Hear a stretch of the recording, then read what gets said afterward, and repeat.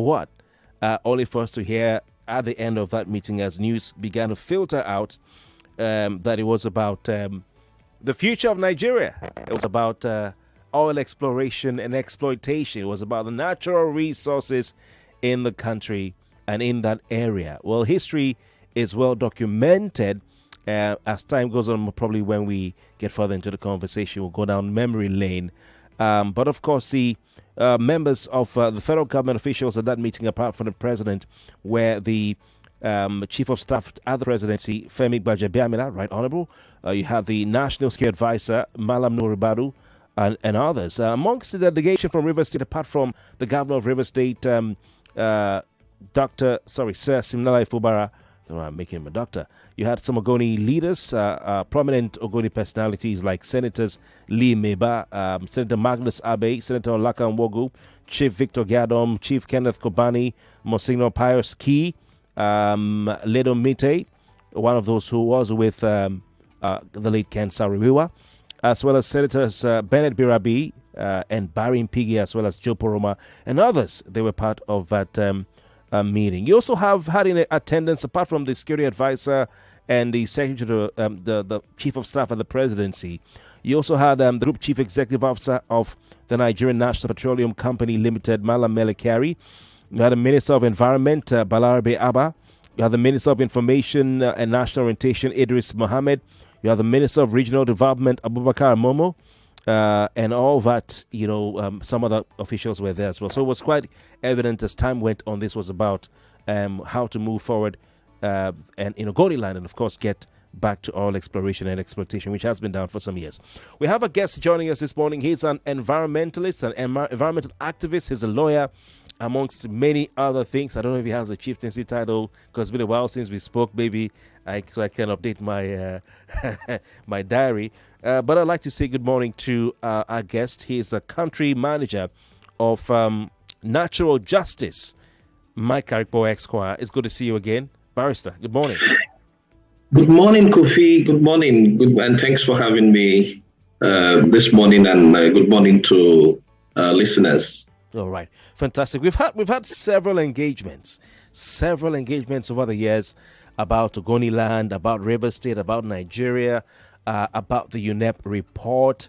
And of course, we're back. This is 2025. We have a new government. We have a new president. And it seems like the movement is going towards resumption of oil exploration in Ogoniland.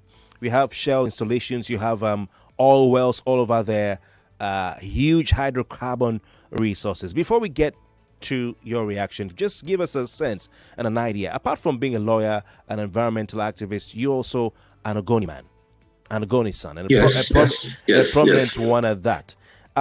Just give us an idea, a sense of the richness, the wealth of hydrocarbon resources in Ogoniland as we speak. I'm not sure where we stand with it, but I think there are about 300 oil wells within the OML 11 that encompasses Ogoniland.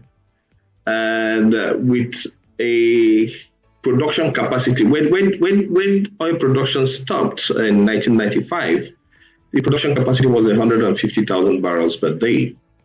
But and that's because most of the wells were not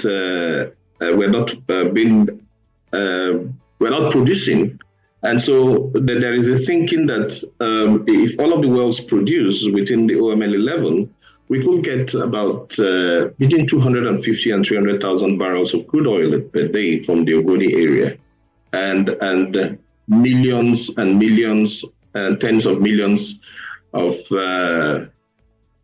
tons of gas from the Ogoni area, and so it's quite rich in hydrocarbons. But as you know, that's the issue with developing countries all around the world, especially in the third world. The richness of your hydrocarbons or your area having hydrocarbons leads to all of the issues that we've experienced in the Ogoni area. Lack of development, political marginalization, lack of participation in the political process, environmental despoliation and degradation, and the cavalier attitude of the Nigerian state and most states where you have petro dollars flowing about the rights of the people in those areas. And I don't know, it will appear that around the world, it's only in minority areas mostly that you find large hydrocarbon resources. And so most states take it for granted that, well, they are minorities. We can do what we want, and there's nothing they can do about it. So, but that's it. That's the richness of the hydrocarbon resources in Ogoni. But even richer, it's the environmental resources in Ogoni. The mangroves, the alluvial soil. It's some of the best soil you'll find anywhere in Nigeria for planting. And we used to be the food basket of River State. Cassava, the Ogoni Gari has the global acknowledgement as perhaps the best Gari anywhere you want to. I can bear witness. Yeah. I can bear witness. The best Gari I've eaten is Yege Gari and and Ogoni Gari. Best. Yeah. So it's that. So whether it's in agriculture, whether it's in fisheries, whether it's in forestry, the richness of that area is something to behold, and to have all of it almost completely destroyed because of oil extraction is something that we need to sit, pause, and take stock of, and hopefully that the processes that are on right now to do cleanup will actually work. Okay.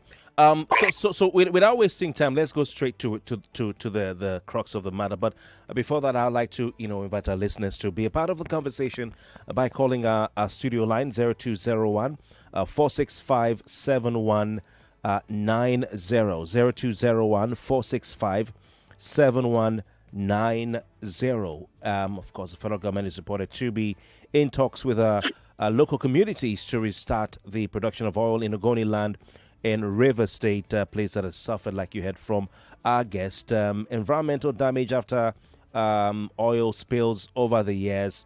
And of course, all this is coming after Shell's sale of its onshore business in the country. Last week, the energy special advisor on energy to President Bola Tinubu Oluwayen confirmed Shell's $2.4 billion sale of its onshore business to a group of local companies. There's a lot to talk about here. But as far as you're concerned, looking at all the historical factors and the environmental factors, are you in support of any move to resume the exploitation of hydrocarbon resources in Ogoniland? We're talking about oil, and we're talking about large deposits of natural gas, like our guest has said. 0201 2770 993. And of course, 0201 465 7190. I suspect the first number may not be working because of the network challenges. So you can try the second one, which is 0201 465 7190. Our guest has said that, as by his calculations, Ogoni can contribute at least 200,000 barrels per day to Nigeria's daily crude oil output. Nigeria currently has been able to take it up to 1.8 million, which is remarkable. Before this president came in, it was, Buhari's time, they were struggling. Even sometimes it went below 1 million barrels per day, sometimes hovering above 1 million, 1.2 million and all that. And now it's at 1.8 million. The target is to achieve the quota of 2.2 million barrels per day. And if the oil in Ogoni is explored, if it is tapped, if it is drilled, then of course it'll be easy to get to that 2.2 million barrels per day mark. So where do you stand in all of this? But just to give a proper introduction for our guest, he was called to the Nigerian bar as a barrister and solicitor of the Supreme Court of Nigeria in January 2001. He was inspired by the mobilizations and campaigns of his people in Nigeria's oil-producing Delta region and in Ogoniland to study law. in order to orchestrate change from a positive knowledge, and he's been doing that. He has focused rather his energies on protecting the environment and democratizing development, utilizing the instrumentality of the law. And Michael Karikpo has worked with a strong team of lawyers at Environmental Rights Action in Nigeria. Together, they got the Nigerian courts to declare the flaring of gas in Nigeria illegal. And they also provided legal services to communities across the Niger Delta, including the celebrated case in The Hague, in the Netherlands, between 3 local communities in the Delta and Shell, which is the company that we're talking about here today. All right. So Michael Karikpo, Esquire, where do you stand as an Ogoni man, as a lawyer who is taking Shell to court right up the way to The Hague, and as an environmental activist representing an organization such as Natural Justice? Where do you stand in this current move by the president? Very difficult question to answer, given the mood within the Ogoni area. For civil society actors, we usually pride ourselves that we work with and at the direction of our communities. And our people have, from the start, my late leader and inspiration, Ken Sariwa, had from the very start said, look, Ogonis are not interested in denying Nigeria the benefits of the resources in its soil. We have never been. What we have demanded and what we still demand is that the sharing of the resources and the revenues that come from the Ogoni soil or the Ogoni area should be on the basis of mutuality, equity, and of justice. This is what we have always asked for. We have not done anything. We have not stepped outside of these 3 key demands. That it has to be on the basis of mutuality, the basis of equity, and the basis of justice. And so, on the basis of this, my stand is we are willing to share. We are willing to allow the government come back and resume oil extraction. We see the difficulty that Nigeria is in right now. We understand the fact that oil is a wasted asset, and that in the next 20, 30 years or 40 years or thereabout, it could become like coal. The global community may develop a new energy source that makes oil irrelevant. And we are willing to support the Nigerian state. But we must do so, and this must be done on the basis of equity and on the basis of justice and on the basis of mutuality. So for us, we don't have a problem. We just say we have to do this so that everybody is carried along, everybody benefits from this process. So for me, as a person, I have, from the word go, given the history of oil extraction, especially what my people suffered, what the Ogonis went through. I was a young man. I was still in secondary school when all of these processes started. And my first impulse was to say, keep the oil in the ground. And I campaigned on this around the world. I worked with groups like Oil Watch, Oil Change, and the Environmental Rights Action Friends of the Earth Nigeria. We all pushed this idea of keeping the oil in the soil because we felt oil was a destructive activity. From the very word go, the seismic activities, you have to blow up stuff, you have to blow up the environment, put dynamite there and blow up some stuff. You have to cut through mangroves and destroy forests to get access to oil wells and oil fields and all of that. All of it was destructive in nature. Oil itself is destructive in nature. But we also get to that point where we realize, look, it's also important that we are practical with the views that we hold. And one of these growing up process is that we need to use what we have, given the fact that it is a wasting asset, to get to where we want to go to. But we must do this, like I said, on the basis of justice, equity, and mutuality. Interesting. Barrister, we'll come back to you because we need to talk a little bit more about Ken Saro-Wiwa. But we have callers, queuing up to contribute to this conversation. 99.3, good morning. Yeah, good morning. My name is Valentine. I'm calling from Lekki, Lagos. Valentine, good to have you. Please go on. Yeah, I've been listening to this program. This is very important topic, and because I'm a Rivers man, so this is so personal to me. Oh, great. Yeah, I like what your guest is saying there. It's important that hydrocarbon exploration continues in Ogoniland because the people that have suffered the more is the Ogoni people. They have really suffered over the years. They've suffered marginalization because they are not contributing to the resources of the state. I'm from Oneoga. One of the richest local governments in River State in hydrocarbon gas in huge reserves. So I think the president is doing the right thing right now because I believe in him. He is a man that understands the terrain. He's putting the right team together. If you see, he has appointed one of our sons, which is Honorable Ojikayo Flagamakri, to head the energy security. And trust me, I know these people and I know how they can perform. It's just a matter of time. The Ogoni people have suffered a lot, and I think it's high time they come on board and benefit from this rich carbon that is under their soil. What has happened in the past has happened. It's unfair to them. All right. The environment has been damaged. Thank you, my brother from Oba Egbemandoni. Thank you so much. Local government area. Is it Omok you're from? I'm from Undoni. Undoni. Sorry, I mixed it up. Yes. Thank you very much. Okay. We'll take more calls. Maybe take one more before we go for a break. I'll come back and ask, I guess, some more questions. 99.3, good morning. Hello, good morning, Kofi. Welcome. Your name, please. Yeah, my name is Adam. I'm calling from Lekki. Welcome.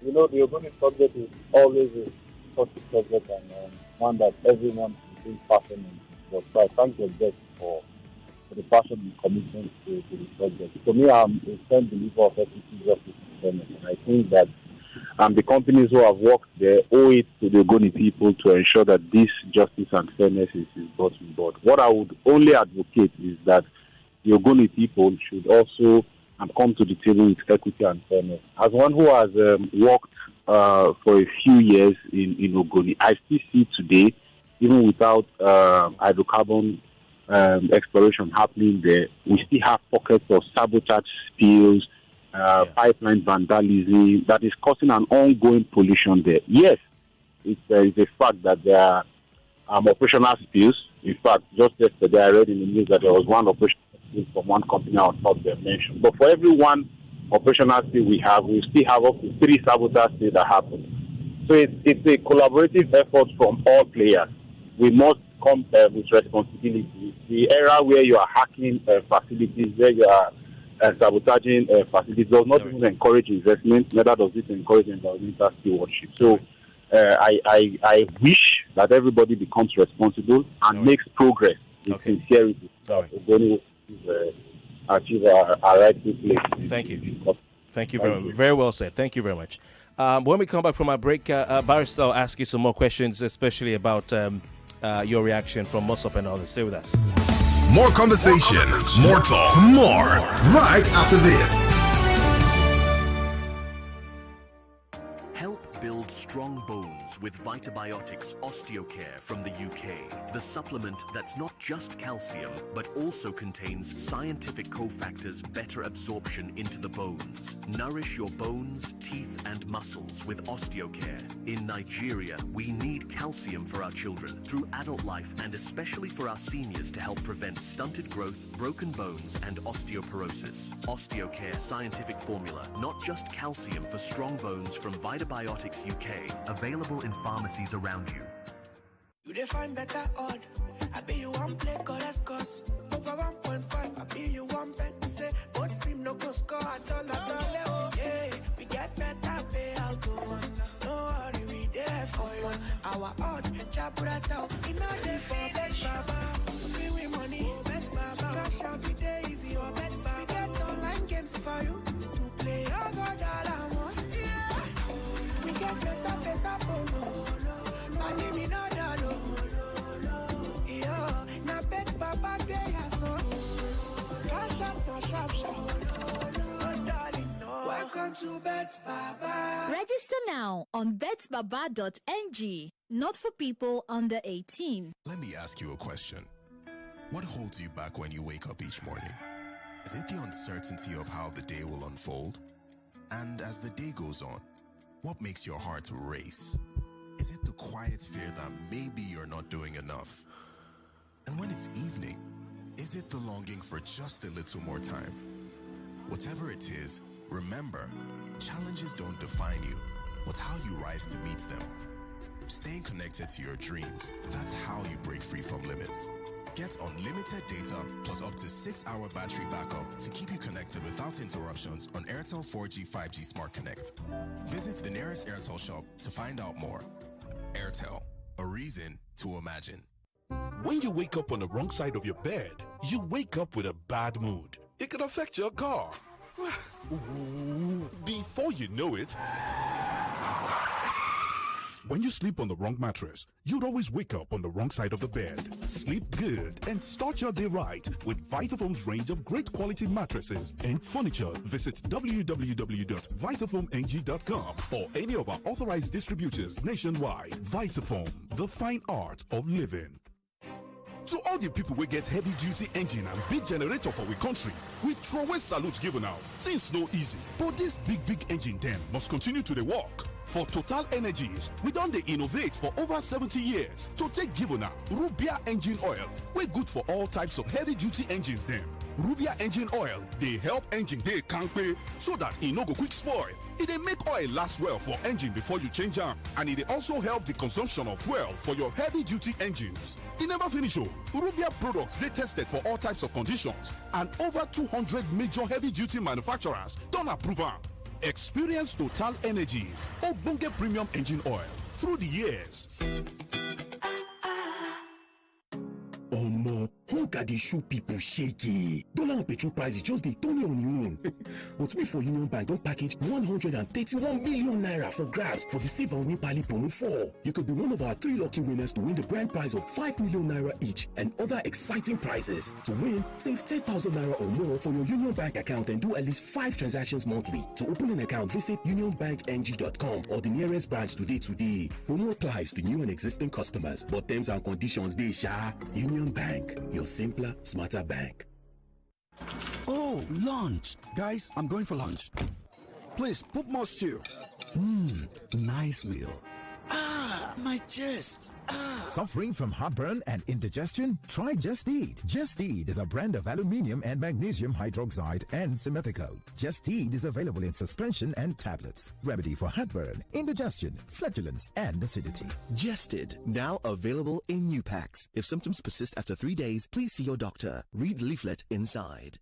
It's 2025. The biggest conversations are happening on Hard Facts. If the model of Rebolo was genuinely interested in local government funds, would have protested to be cancelled. Somebody is receiving 30,000 naira after serving the country for 5 years. From the stories shaping Nigeria's future. And he dumping my mood for that whenever people are clapping, he's praising singers when they ought to be telling him the truth. I mean, he did not do any remarkable thing in your state, and you are celebrating corruption time. To real-time feedback from you, the citizens. There is propaganda. They can never make it work. I will not support that tax reform. If NBS is turning out very fake data to us, because this data lacks empirical evidence. We dig deep with the decision makers, hold the powerful accountable, and keep the conversation alive on social media. Join Mary Ann Okon every Monday to Friday, 3 p.m. to 6 p.m. for the most interesting news and current affairs show on radio. I'm so sorry. I hate it when people make assertions from very skewed and biased places. Hard Facts on Nigeria Info 99.3. Let's talk. You are listening to your number one station for talk. Your number one station for talk. 99.3 Nigeria Info. Let's talk.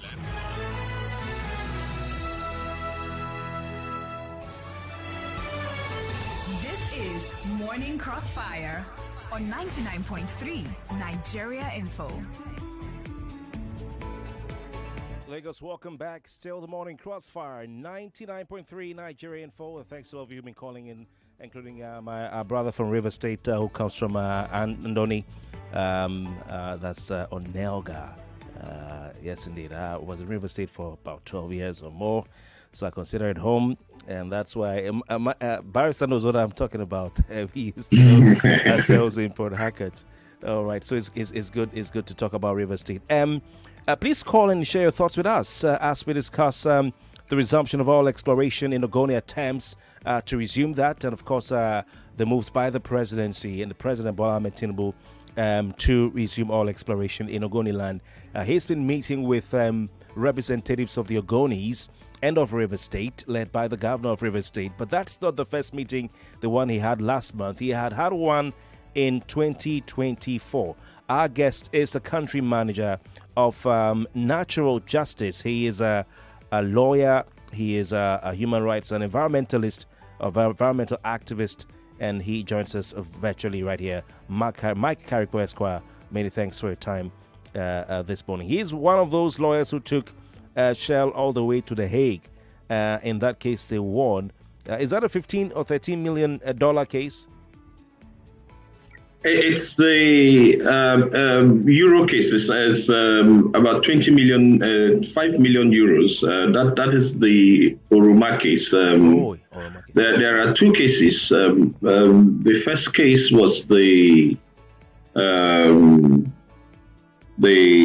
how will I put it now? We had two cases. The first case was at the Federal High Court in Nigeria. That was in 2005. It was on gas flaring, and it was the first time that any group was approaching a court in Nigeria to declare gas flaring in Nigeria illegal. You know, gas flaring is one of the most senseless things that we do in this country. Burning off about $2.5 billion worth of gas every year. All of that money going up in flames. And so we went to court, and then if you add the environmental and human impact of burning gas on a daily basis, 24 hours a day, and you have 186 gas flare points across Nigeria. And so we went in court in 2005, and the Federal High Court was courageous enough to say, look, gas flaring is illegal. And then we had that case in the Hague. There were three communities: Goi in Ogoni, Oroma in Bayelsa, and Ikodadaudo in Akwa Ibom State. Yes, Akwa Ibom State. And the court was minded enough to, it was an out-of-court settlement, which is something that needs to be also examined. Shell has been a very slippery customer, as you would know. They got to that point, and then they got to an out-of-court settlement after years of being in court, and paid some money to the communities as compensation for all of the damage that was done in those communities. It sounds like a drop in the ocean. I mean, 5 million euros, really? Paltry. Yeah, it's paltry. It's but this is where we find ourselves globally. It wasn't the first time. Even when the Kensarawa family and the Ogoni took Shell to court in the UK, in the US, he also went through the same process in 2000, I think, and they paid about $15 million as out-of-court settlement because they had stretched out the case. They have deep pockets. They can pay lawyers. They can keep a case in court for years and put litigants, communities, and their lawyers under enormous strain, a financial strain, and then turn around and say, look, this has gotten this far. Perhaps we just settle, pay your legal fees, and then give something to the community but we're not accepting. We do not accept. There is nowhere they have signed up to say, look, we were wrong. We did something wrong. So, but the issue there is we have to look at some of these things. Hopefully, it's good that they are moving out, but that all of the legacy issues that are still outstanding concerning the oil spills that have happened and the environmental degradation that has occurred as a result of their reckless oil operation in the Niger Delta. And I'll tell you this, I'm doing some study around this. Shell stated in its 2019 annual report, it makes more money it used to make more money from Nigeria than any other operation it has anywhere in the world. And what this tells you is that because our oil industry was an ungoverned space, literally an ungoverned space, people could produce as quickly as possible, as much as possible, and move it out as quickly as possible and make as much money as possible without taking due cognizance of environmental regulations, whether locally, domestic environmental regulations, or international best practice. So these are issues that we'll discuss as time goes on, if we find the time. Yeah. But the fact that they are selling off their assets and moving out of the onshore area, it's not a waiver of the legacy issues that are there on ground. And I hope that our lawyers are prepared to pursue them to wherever it is that we go, and we are prepared to do that. And then to say, if you look at that particular agreement with Renaissance Group, and most of the agreements you've had, whether it's Seplat and Mobile, or ITO and Shell, or has and Oando and Ajib. In many of those cases, the international oil companies have actually loaned money to the Nigerian domestic companies to buy their own assets. Oh, really? So you want to buy my asset, and I give you a loan, maybe $500 million, $600 million loan to buy my own asset from me. So what it tells me personally, and what it should state to any reasonable person, is that we actually have a situation where the international oil companies are merely replacing, for PRO purposes, using the Nigerian domestic companies as fronts. We will still work for them because you owe them, you have to pay back that loan, you have to pay back whatever it is. And Shell is also going to be providing expertise to the Renaissance Group with its staff, the Shell staff who have always been here. So if you put all of this into context, what it tells you is they're just merely stepping back and putting these guys forward. But in all practical sense, they are actually, these guys, the domestic companies, are actually working for the international oil companies. And I see that this is something that needs to be properly addressed. If we want to deal with some of the issues that were coming that will be coming up. I'm glad that the present government has finally metered all of our oil assets. I saw the news and I was really glad. This is something that had been very unexplainable to anybody you have talked with a few years ago, that as a country, we did not actually know how much oil we produced, or how much gas we produced, or how much gas that was flared, because we did not have metering on our oil wells. And finally, the government has done this, and they've also gone further to also try to track oil vessels, oil tankers that come into Nigeria to lift crude oil and liquefied gas. All right. So it's that we ought to have done a long time ago, and we've not done. Okay. So there is some structure now coming into the Nigerian oil industry, and I see that those who have benefited from the ungoverned nature of the Nigerian oil industry are moving away, because finally some structure is coming in, and perhaps all of the hidden stuff will be unearthed with this structure coming back in. All right. Interesting. Very interesting. I'm happy you talked about Shell's divestment and, of course, sale of its onshore business to the local players, about $2.4 billion US. I'm happy you talked about that. So we'll look for a day to look at all the sales and agreements between Oando, Ajib, Shell, and Renaissance, Atil, and so on, Seplat and Mobile. We'll look at that on another day. But some reactions from certain groups in Ogoni and in River State and Niger Delta and across Nigeria to the moves by the federal government, like we said, to resume oil exploration in Ogoniland. This has been on since last year because I think in May 2024, after President Tinubu was sworn in, he had a meeting with Ogoni monarchs who visited him at Aso Rock Villa. The reaction by some, including Mossop, for those who are listening who may not know, is the Pan Ogoni organization. Let me call it that.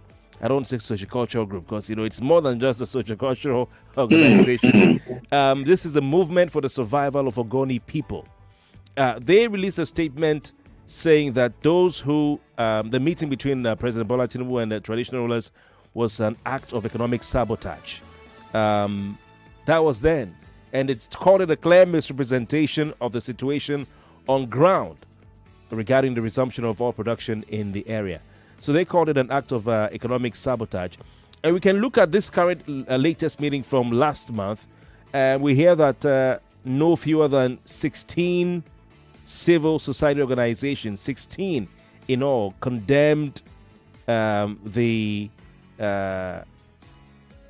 meeting or the move, or should I say flayed the federal government over the invitation of persons to meet with him as the president in Abuja and all that. We have groups like the Medico or Medico Environmental Development Initiative, and I'm sure you may know them. The Ogoni, the Ogoni Solidarity Forum, South Youth Initiative, People's Advancement Center, Environmental Rights Action, Friends of the Earth Nigeria, your former family, Corporate Accountability and Public Participation Africa, CAPA, Health of Mother Foundation, that's Nima Basi's organization, Kebat Kache, I've never known how to pronounce their name all these years, Kebat Kache Women Development Center, Social Action, people there, Leke Development Center, amongst others. They released a statement through HEDA, flaying, the meeting. They said it was insensitive for the Tinubu administration to open any form of discussion. With handpicked Ogoni leaders for such talks. What's your take on that? I think that people will react because it was sudden. It was not well orchestrated. The choreographing of that meeting was something that people will react negatively to. The issue of inclusivity, I think, is at the core of all of these complaints. Okay. Was it inclusive? Were there proper consultations done? Did you go along with all of the segments of the Ogoni community? Or did you just pick political leaders and people who found themselves in political office somehow? And then you invited them to Abuja to meet with the president on behalf of the rest of the Ogoni people. I think that's where the complaint has come from. How do you make it an inclusive process? And that's, I have a complaint. I have an issue with this process, that it is not inclusive. The fact that Ogoni women were not part of that process was a big minus for me. The fact that youths were not part of that process was a big minus for me. And so I think that it is right that people will have these misgivings around that particular visit. The first visit, I don't have a problem with. These are chiefs and elders, and they went to meet with the president, perhaps on the invitation of the president. Okay. And they clearly outlined what they wanted. And some of the things they outlined there are things that we want in the Ogoni area. The first thing they outlined there was the exoneration of Ken Saro-Wiwa. Okay. And for me, I think if the president were to show good faith, and I think he has done something very recently, the University of Federal University of Environment and Technology. But I think if he were to show good faith it would be to announce the exoneration of Ken Saro-Wiwa and the Ogoni 8. These were innocent people who were roped into a murder that had nothing to do with them because the Nigerian state, the military dictatorship, wanted to silence dissent in the Ogoni area and in the Niger Delta. And 32 years after this act, and all of the brigandage and killings that occurred in the Ogoni area, we have come back to that negotiating table where Ken Saro-Wiwa had said, we need to sit down and do this, let it be mutually beneficial, let it be fair, let there be equity, and let there be justice. We have come back to that same table. We always wanted to discuss. That is why we put out the Ogoni Bill of Rights. We didn't say we didn't want to discuss. We wanted to discuss. And I think that every step that each segment of the Ogoni community has taken to have this issue on the table is good.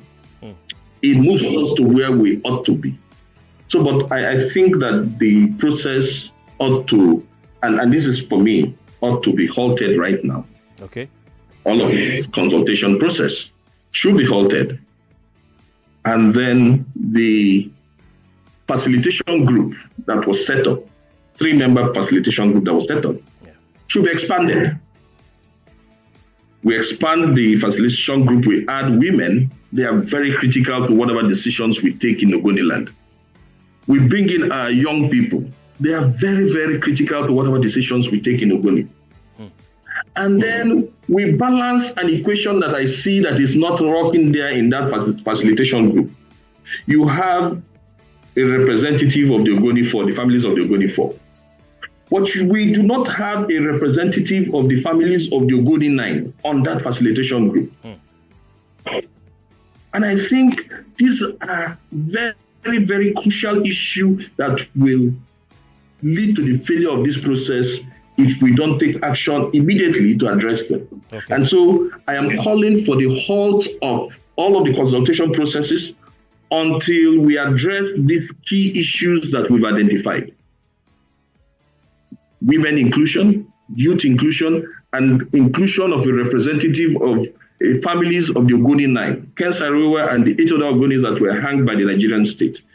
I want to, my group, myself as an individual and my group and the people who stand with me, we want to see these changes in the facilitation group for consultation. And that is how we will be sure that the president is sincere. That is how we'll be sure that the National Security Advisor is sincere. And they want to resolve these issues holistically. Okay. And ensure that there will be no more bloodbath in Ogoni going forward. What's the sentiment on the ground? Because this is a very sensitive issue. Indeed, you've said, Barrister Mike Karikpo, that it is not about whether oil exploration should begin or should not begin. Ogoni's won that.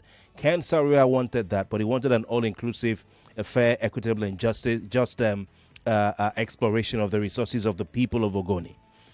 You're saying that those who are reacting and against this move are not saying so because they don't want it to happen, but they want an all-inclusive process. And you've outlined the reasons excellently. In the past, this has led to people dying. I mean, I'm not talking about 1993. I'm even talking about recent years where federal government people have tried to go into parts of Ogoni and it's led to clashes. Vehicles have been burnt. Oil company workers have tried to go to service their wellheads and all the oil wells. They've been chased. People have been attacked. It's a serious and sensitive issue. How exactly, apart from the formation and expansion of that committee, what else? And of course, should we call it the pardoning of Ken Saro-Wiwa and the Ogoni 8? Or the not pardoning, exoneration. This is an innocent man. Okay, I just want to be sure because you used exoneration and people have been using pardoning. So exoneration. No, you pardon somebody who has committed a crime. So this man did not commit any crime. Yes. So apart from that, what else needs to be done? What should be the process? What should be the formula to be able to make sure that yes, this is smooth? So this is our own preliminary observations, given what has happened from last year up until now. These are our own preliminary observations with the issues that we've outlined, and we hope that it will be addressed going forward before the consultations happen. So there will be a briefing meeting on Saturday in Bori by those who went to Abuja to meet with the president. I hope that we can bring in the chiefs who also went in 2024 to also be part of that briefing, so that they can bring their own what they discussed with the president into this process. But Mike, sorry to interject here. We heard that some of your colleagues in the CSO space and others were asking for about, is it $1 trillion to be put down on the table first before we can talk about anything. Tell us about that. I'm not sure how we asked for $1 trillion when the Nigerian state is broke. But I think we have to be practical in some of the things that we, as civil society organizations, some of the things that we put out. The thing is that in 1993, 94, the Ogoni people had asked for a share of about $10 billion from the resources. As at then, we had calculated that the Nigerian state had extracted oil and gas worth over $30 billion from the Ogoni area. And when we had asked for $4 billion as some that should come to Ogoni directly, and then for development and all of that, another $5 billion. It was a bargaining position, not like what people wanted at the time. But the thing is that I don't think that we should have conditionalities attached to this process. If the president is sincere, and I hope he is sincere. All right. Yeah. Okay. Fantastic. Finally, what is the status of the UNEP report implementation, which was kicked off in the Buhari era when Amina Mohammed and Yemi Osinbajo came to break ground? We had Center of Excellence, blah blah blah. Money has been. What is the state of that implementation? I think finally, perhaps what they ought to have done first, they're not doing now. So you have the Center of Excellence, you have support for educational purposes, you have medical centers, you have water projects, recirculation of water around the Ogoni area. So these are the things that we as civil society at the time, and I was really involved in monitoring this process. I was really involved in monitoring this process, and these are the things that we asked for. But the coordinator and other managers of the process thought otherwise, and then gave contracts to palm oil companies and some other companies that had no business to getting involved in the cleanup process. And so we have a very difficult situation on our hands. Right. UNEP wrote a report just last year. Okay. They had done their 5 years and they were leaving, and so they said that process still has a lot to be desired. Okay. It didn't achieve what it was supposed to achieve. But it's ongoing and it's making some progress. It is ongoing now, and some of those things, that's why I mentioned the good things that the new Barrister, we have to leave it up. We will continue this conversation some other time. You've said a lot, and I want to thank you very much for your time. Thank you for having me, and thanks to the listeners. Thank you very much. Help build strong bones with Vitabiotics Osteocare from the UK. The supplement that's not just calcium, but also contains scientific cofactors better absorption into the bones. Nourish your bones, teeth, and muscles with Osteocare. In Nigeria, we need calcium for our children through adult life, and especially for our seniors, to help prevent stunted growth, broken bones, and osteoporosis. Osteocare scientific formula, not just calcium for strong bones, from Vitabiotics UK, available in pharmacies around you. Hey, here's a question for you. What gets you out of bed in the morning? Is it the sunrise? The sound of your alarm? No, it's that dream, that drive, that unstoppable 99.3 Nigeria Info. We are more than just radio. Subscribe to our YouTube channel at Nigeria Info FM. Check us out on Facebook at Nigeria Info 99.3. Follow us on Twitter at Nigeria Info FM and on Instagram at Nigeria Info FM Lagos for live updates as it happens. 99.3 Nigeria Info. Let's talk. 99.3 Nigeria Info. We are more than